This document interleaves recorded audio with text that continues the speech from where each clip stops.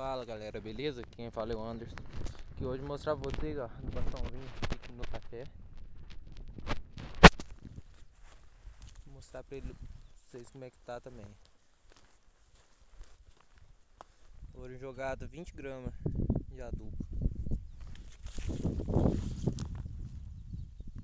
2100.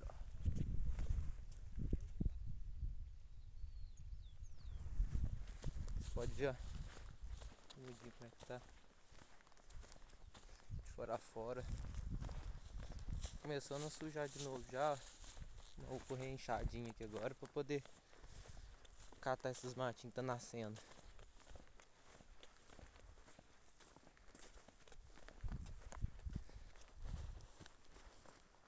Passa tudo assim aqui.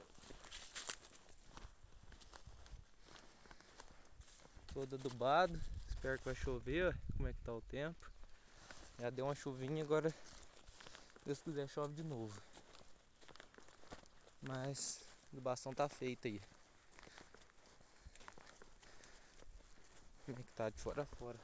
Medido tá bonitinho. Vocês podem ver, ó, tem umas mudinhas que sentiu o solzinho que deu uma estiaginha boa aqui uns 15 dias.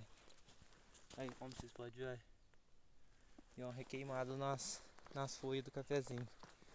Vou estar fazendo as replantas aqui também agora.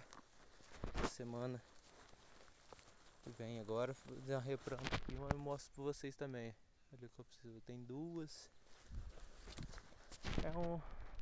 Algumas mudinhas só que tem que tirar. Em compensação tem outros aí, coisa mais linda. Eu passei uns produtos aí, deu uma intoxicada em algumas folhas, pra vocês podem ver. Vou estar fazendo passar água com açúcar nele também, para ele parar de sentir essa intoxicação que deu nele. Beleza? Se gostaram,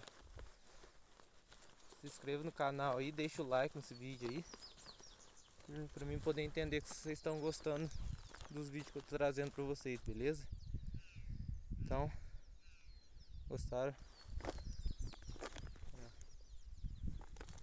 Como é que tá? Mexendo bastãozinha feio. Beleza? Se gostaram, se inscreva no canal aí, poder dar uma ajuda pra nós, beleza? Falou, fui!